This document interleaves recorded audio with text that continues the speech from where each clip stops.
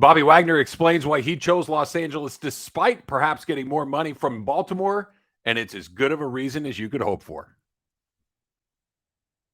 You are Locked On Rams, your daily Los Angeles Rams podcast.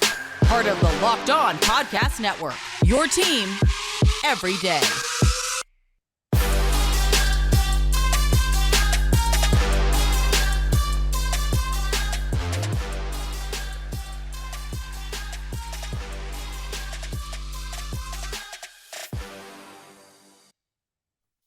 Thanks for making Locked On Rams your first listen every single day, free and available wherever you get your podcasts. Make sure you click that subscribe button right there in your podcast feed. And don't forget to check us out, Locked On Rams on YouTube. You get to see my beautiful face as we talk about your favorite team, my favorite team, the Los Angeles Rams, each and every day. We got a lot to get into. The Rams have a handful of draft picks, and while everybody's always constantly dumping on the picks that they have, they've actually done incredibly well in the later rounds of the draft. I'll explain what that is coming up in just a little bit. Plus, Aaron Donald is fully back. He's ready to go. He posted a workout video, and oh my goodness, we'll talk about what that looked like. But let's get right into this right away. Again, my name is Travis Rogers. I'm your host of Locked On Rams. I host the Rams pregame show and postgame show on their flagship station, ESPN 710, right here in Los Angeles.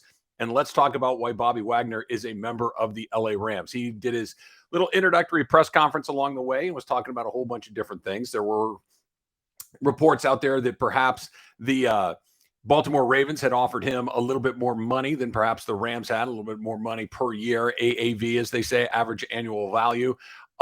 He's in LA. He's a member of the Rams. He now gives them that three deep on which we're talking about. You have defensive line, you've got Aaron Donald. The middle of the field with your linebackers, you've got Bobby Wagner. The secondary, you've got Jalen Ramsey. You have first team all NFL players on all three levels of your defense. So why did he do it? One of the things that we were speculating about is that perhaps he did it to come home and be in LA. Perhaps he did it so he could stay in the NFC West and get a chance to compete against his former team, the Seattle Seahawks. Maybe these are the reasons that ultimately he decided to go where he went. Here's Bobby Wagner's quote. A lot of people think that it went into my decision, being able to play the Seahawks, but I don't have that much hate in my heart. I really wanted to be happy. I wanted to be close to home and stay on the West Coast. That was important to me.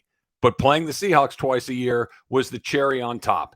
And I'll make sure they see me every time we play them. Y'all know where I'm at, and I'll tell them it won't be a quiet game. Look, if you gave me a long time to sit around and come up with a Bobby Wagner quote that would get me excited, it would look a lot like that. It would sound a lot like that because that's exactly what you want to hear, right? These are all of the reasons that we were speculating about, but that he's speaking them into existence, I think is really, really important. He's not here to get a retirement job. He's not here to just be close to his friends and family. He talked about how previously people would have to get on an airplane to come see him play when he would be up in Seattle. And he's from the Ontario area here in Southern California. So, playing in front of your friends and family, sure. Who wouldn't want to have a group of people at all your games that have your back? That would be very important. But I don't have that much hate in my heart. You know what he didn't say? I don't have any hate in my heart for the Seahawks, which means to me that he's getting ready to go do some work against them. And I don't think that Bobby Wagner is a guy that is just going to make his presence felt in the games that he's playing against his former squad. I think he certainly will, but I think that he's going to make his presence felt against his former squad each and every week.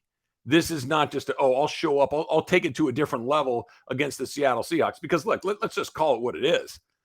It's very unlikely that the Seahawks are one of the teams that's in the Rams' way in the NFC West. It's more than likely going to be San Francisco and maybe Arizona to a degree, depending on, if they can get their act together, whether or not Kyler Murray decides to stop posting things on Instagram and decides to get back to work as an NFL quarterback.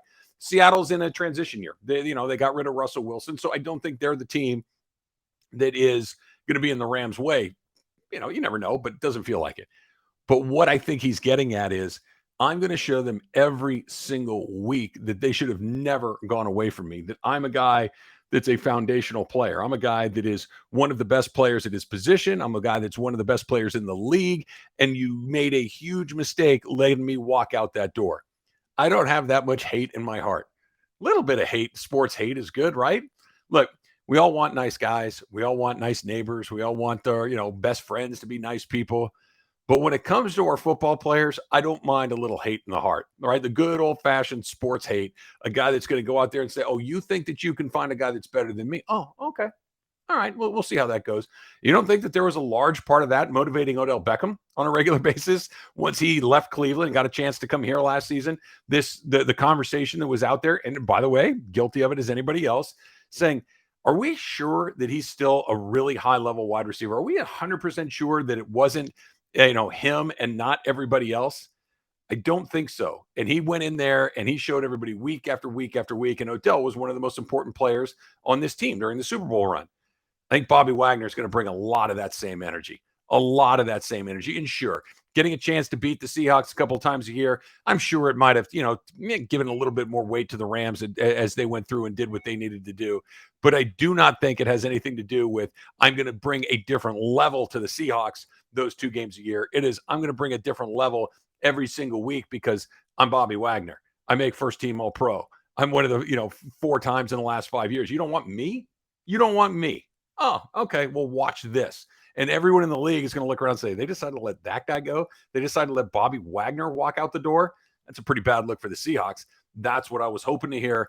And that's exactly what he laid out there. And I loved every single minute of it. Now, the Rams still have a lot of decisions that they need to make about what they're going to do in the draft, about what they might do with the remainder of free agency. But when you look at what they've done so far, and Bobby Wagner's probably at the top of this list, they went out and got some of the best guys at their positions or very near it. Bobby Wagner's probably the best at that position in the league. Allen Robinson is probably not the best wide receiver in football that you went out and got, but that's because the best wide receiver in football is already on your team. And now you go and add a player like Robinson, who's probably, top 10, top 12, certainly a guy that makes your team a lot better. You re-sign Allen, you re-sign Nopum, you make some decisions in some other parts of your roster that guys need to come back. You redo Matthew Stafford. Aaron Donald is about to get redone any minute here. We're going to talk about the workout video that he posted a minute ago and what he said about that workout video, which should make everybody around the rest of the NFC feel very, very nervous. But Bobby Wagner says, I don't have that much hate in my heart. I don't have any hate in my heart. Would be like, oh, man, really? A little bit? And he basically said, yeah, a little bit. I don't have that much hate in my heart. Bobby Wagner, welcome to LA. Cannot wait to see you play against the Seahawks and really everyone else that he's going to line up against as well. Okay, coming up next, speaking of Aaron Donald in that workout video, he said something that not only is very exciting for Rams fans, but I think might be the reason the Rams have operated the way that they have over the last several seasons. I'll get into that. Don't forget that today's episode is brought to you by Rock Auto. Amazing selection, reliably low prices, all the parts your car will ever need. Visit rockauto.com and tell them that Locked On sent you. And you know about our friends at BetOnline too, right? How about this? Tiger Woods is going to play in the Masters. And I went on BetOnline and I'm looking at it right now. Tiger Woods is plus 155 to win his head-to-head matchup against Patrick Reed the first couple of days. They're going to play together at the Masters. Nobody really likes Patrick Reed. Everybody really likes Tiger Woods. And you got some pretty good odds on it right there at plus 155. So if you want to get down, go to betonline.net. That's the place that you can do that for all of your sports gambling leads, right? Your continued sports wagering information, including live betting, esports scores, everything you need. Head on over to the website today to use your mobile device to learn more about the trends and action. Bet Online, where the game starts. And let's go Tiger Woods. Can't wait for that. Thanks for making Locked On Rams your first listen every single day. Make sure you're following Locked On NFL. Also, that would be Locked On Experts covering the biggest stories around the NFL every Monday through Friday in less than 30 minutes. It, too, is free and available wherever you get your podcasts. And I'm just saying that every once in a while I popped up on NFL, Locked On NFL. Get to talk about Bobby Wagner, Allen Robinson, all that stuff. So make sure that you're checking that out as well. Don't forget to click that subscribe button. Means a lot to me. You get the feed in your phone, your laptop, wherever it is that you want it every single day, your team every single day. Just how about this? I'm going to give you 2 seconds. Go click subscribe. Do it right now. 1001, 1002. There you go. Done. Now you got it every single day. You're ready to go. All right. So Aaron Donald is coming back. We know that. He said that, he kind of messed around with the idea about whether or not he was going to come and play again. He thought that if he won the Super Bowl, that maybe that might be good enough that he wouldn't have to come back and play anymore. But that's not how it's going to go. He said almost the exact opposite of this. He's talking about his contract at one point and that he's ready to go. That we got a lot of love for McVay and Demoff and Pastors and Mr. Kroenke, et cetera, et cetera. This is the part that jumped out at me. He was talking about his workout video that he posted the other day. Maybe you've seen it. You can go to the Rams Twitter account. They posted a video of it, and it is as shocking as you might imagine. And he was asked about it, and he said, I was just with my guy on Wednesday training, and I always ask him after I work out, I say, hey, what do you think? He texted me back like, you've got about 3, 4, 5 more years with how you're moving. I feel good. I really do feel good. Aaron Donald went on to say, I feel quick. I feel explosive. So I don't feel like I'm slowing down. If anything, I feel like I'm getting faster. I feel like I'm in better shape. I keep telling people I get better with age. I don't slow down. I just feel like I'm getting that much stronger. I look better with age and all that. Okay.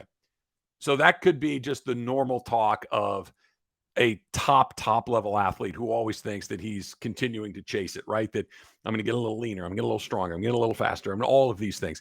And he might be right. I'm not here to tell you that Aaron Donald doesn't have a limitless ceiling to how good he can get.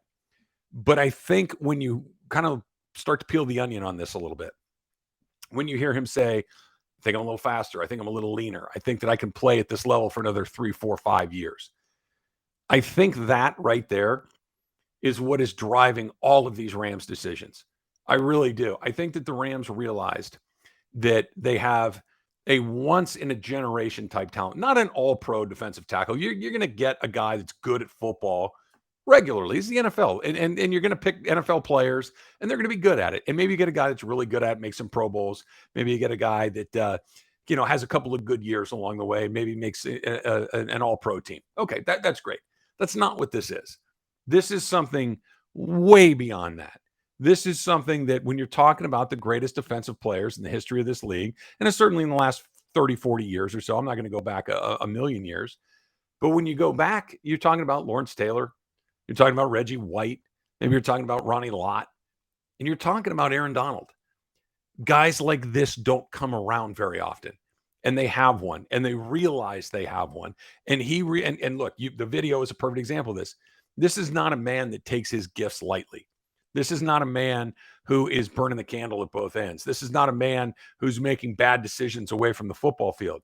This is a man who is driven to be the best that ever was and continues to push himself to a level that is very uncommon. Even for professional athletes, his workout regimen and his commitment to improving is extraordinary. But like by the literal definition of the word, it's extraordinary. People don't do that. Guys work hard. Everybody in the NFL, I think, is probably a better than average worker. You have to be to get to that point. But this dude's different. And I think that the Rams are looking at this. We need to do everything we can to make sure that while we have one of the greatest players this league has ever seen, that we don't waste a single season. I think by the time they got to LA, they realized they had this. I think they gave the Jared Goff thing a look. Let's see what we can do. It wasn't good enough. And that Aaron Donald's greatness drove them to make the move for Matthew Stafford. It drives them to make the move to go get OBJ. It drives them to go get a guy like Von Miller or Allen Robinson or Bobby Wagner or Jalen Ramsey or any of the other guys that they've gone out and acquired over the last few years. Because while he is one of the greatest players of all time, he can't do it by himself. And they realize that he makes everybody exponentially better than they are. And it doesn't matter where you're starting. Jalen Ramsey is one of the best corners in football. He's a better corner than he would be under other circumstances because Aaron Donald's blown up the play every time. Leonard Floyd is a very good NFL football player. He's a lot better with Aaron Donald than he was without. And that's true with everybody. That's not disrespectful to anybody else on that team, but the Rams realize it. Sean McVay realizes it. Les Snead realizes it, that if we're going to be the best version that we can possibly be, it's going to be with 99. So we have to do everything. And whenever the bill comes due, look, at some point, Aaron Donald will not be the best defensive football player in the league. He will be. I don't think it'll be next year. I don't know if it'll be the year after that, but at some point it's going to happen. And then maybe you take a little bit of a different approach, because I don't know if 80% of Aaron Donald makes the next guy we go get that much better, or we have to get that much better on offense because our defense is already locked down because of Aaron Donald. Every decision that they've made over the last few years, I think that factors into it. Hey, can we win the Super Bowl? The answer is yes, because you have Aaron Donald. Think about it. That it doesn't go like that. And I give the Rams all sorts of credit for realizing that. I really think that's part of the decision-making process. Why would I kind of nibble around the edges and sacrifice a year off of Aaron Donald's contract? I'm not going to do it. I'm going to go all in. I'm going to go all in right now. I'm going to try to get it done. And then when the bill comes due, maybe he's not that guy anymore. And then we pack it back in and we start over again and start looking for our next guy. Because guess what? There is no next guy like that. Now, maybe there's another great player coming down the road. There almost always is. You go back to the fearsome foursome, right? Then you go to Eric Dickerson, and then you go to the Marshall Faulk, Kurt Warner, and then you go to the Aaron Donald era. Todd Gurley, had a brief moment where he was one of the best players in the league. It happens, but it doesn't happen like this very often. And I think that is the decision. That's the engine that's driving that decision for them. And it should be, and credit to them for realizing it and going forward along the way. All right, I want to talk about the Rams draft. Now, they have 1, 2, 3, 4, 5, 6, 7. They have 8 picks coming up in the draft. None of them in the first 2 rounds, only 1 in the 3rd round. But wait until I tell you who they've gotten in the late rounds over the last few years since they've been back in Los Angeles. That's coming up in just a bit.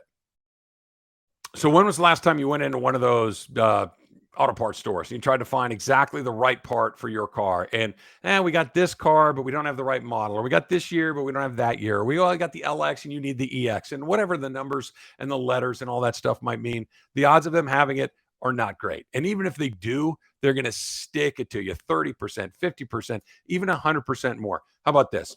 Fuel pump Honda Odyssey, $353 from a chain store. $216 from Rock Auto. That's why you got to go to rockauto.com. That's why you got to find every part. They're going to have whatever you need. They're going to ship it directly to you. You're going to save money. You're going to save time. All of those things. Here's what you do. You go explore the very easy to use website today and find the solution that you need. They have whatever it is that you could possibly need. Brakes, tail lamps, motor oil, even new carpet for your car. They got you covered. Go to rockauto.com right now. See all the parts available for your car or truck and write Locked On in there. How did you hear about us box? So they know that we sent you. Amazing selection, reliably low prices, all the parts your car will ever need. rockauto.com. Okay, so what has the Rams motto been other than all in and run it back? What has been the thing that you've heard associated most with the Rams over the last, 5 years, let's say? What does Les Snead talk about? What does Les Snead's t-shirt say? F them picks, right? Like forget, right? Yeah, sure. Forget them picks. We're not going to worry about the picks. We're going to take proven NFL commodities and we'll figure it out after that. And the bill's going to come due. You're going to have to find a way to, you don't have a 1st round draft pick. You don't have a 2nd round draft pick. It's true. They don't. Here's what they have. They have 8 draft picks coming up in the draft, which is coming up later this month. Their very first pick is in the 3rd round, and it's pick number 104. Okay, so 103 players are going to come off the board before the Rams select, and that's assuming they don't move back. They've got 1 pick in the 4th round at number 142. They've got 1 pick in the 5th round at number 175. They've got 3 in the 6th, 211, 212, and 218. And then they've got a couple in the 7th as well, 238 and 253. So this idea that they don't value their picks makes some sense when you look at this. We're not picking until player 104, and we only have 3 picks in the top 200, the top 175. It's not a lot. It doesn't feel like you're going to load up on a ton of high-end NFL talent when you're picking 211th, 175th, 238th. These are all picks that the Rams have. Let's talk about that for a second. Because here's who the Rams have drafted over the course of their time here in Los Angeles. Les Snead's been the general manager the whole time they've been here. Here's who they found. These are all picks in the 3rd round or later. Okay? Cooper Kupp was a 3rd round pick. How's that worked out for you? Enough said, right? Cooper Kupp, best wide receiver in football, 3rd round pick. Joe Noteboom, who they just signed to a lucrative contract extension, who is going to be their starting left tackle moving forward, was a 3rd round pick. Brian Allen, who they just signed to a lucrative contract extension to be their center for the next few years, presumably, was a 4th round pick. Ernest Jones, who was in the Super Bowl last year as a rookie, was a 3rd round pick. Robert Rochelle, who's probably going to be a starter for this team come the opening day of the season at the other corner on the other side of Jalen Ramsey, was a 4th round pick last year. Jordan Fuller, their starting safety, a 6th round pick. Starting to see a pattern here. David Long from Michigan, who may get a chance to start at that other corner spot, a 3rd round pick. Bobby Evans, a 3rd round pick. Corey Gaines, who I think had one of the best years of any of the Rams had last year, 4th-round pick. David Edwards, 5th-round pick, starting offensive lineman. Sebastian Joseph Day, who just got a huge free agent offer and new contract with the LA Chargers, a 6th-round draft pick. John Johnson, who was the starting safety for the Rams for a number of years, now a starting safety in Cleveland, a 3rd-round pick. Tyler Higbee, your starting tight end for the last several years, a 4th-round pick. Starting to see a picture here. You can go take your 1st-round picks, and maybe you'll get a good player, and maybe you won't. It's literally about a 50-50 shot. For every guy that you find that turns out to be a starter and a very good player, there's going to be a bunch of guys that turn into role players or worse. And you look at the success that they've had. This is not over the last 30 years. This is over the last 5. There's not one player here that was drafted ahead in the 1st or 2nd round here.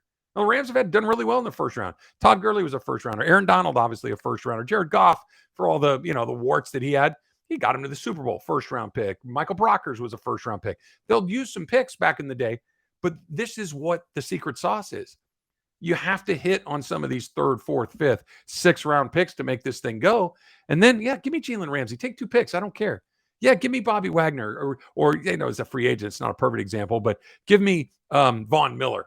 Give me, you go make a trade for whoever it might be. You want to go get a guy on draft? Here, take some more of my picks. I want one of your players. These are not just guys that are on the team. These are guys that are important roles on the team, starting offensive linemen, starting defensive backs, guys that were key contributors to a Super Bowl champion team. These aren't just guys that are standing on the sideline with their helmet under their arms. They're good players. And the same guys that pick these guys are the same guys that are going to pick the guys coming up here in a couple of weeks. So while they might not pick until pick 104, and while the name that comes off the board may not be somebody that you watched every Saturday, play at Ohio State or Alabama or at LSU, maybe they will be. Maybe it's some guy from a small school, a MAC school, Washington State, a small Pac-12 school, Colorado, whatever. If the Rams are picking them, there's a pretty good chance they're going to turn out to be somebody that contributes to that roster. Now, nobody bats 1,000, but that is 1, 2, 3. That's a dozen names that we've been through over the last few years that are either still contributing at a high level to this team, or were so good that other teams came in and gave them a bunch of money. Guys like John Johnson and Sebastian Joseph Day, and the Rams we can't afford to pay everybody. You got to go. We can find the next guy. It's an incredibly valuable skill that they have, and one that allows them to be as aggressive they are at the front end of the draft, or not pick at the front end of the draft, because I'll take Matthew Stafford and I'll take Jalen Ramsey and I'll take whoever else you want to give me, because proven players are more important than high-round draft picks. I'll fill out my team in the back end of the draft. Nobody's done it better than the Rams for the last few years. Thanks again for making Locked On Rams your first listen every single day. Now make your second listen Locked On NFL Draft. Ryan Tracy and former NFL cornerback Eric Crocker, they bring you the NFL Draft every day with insight and analysis on college football prospects and NFL front offices. It, too, is free and available wherever you get your podcasts. All right, so we'll talk about some of those win totals coming up on tomorrow's edition of Locked On Rams. Until then, whose house? It's Locked On Rams house.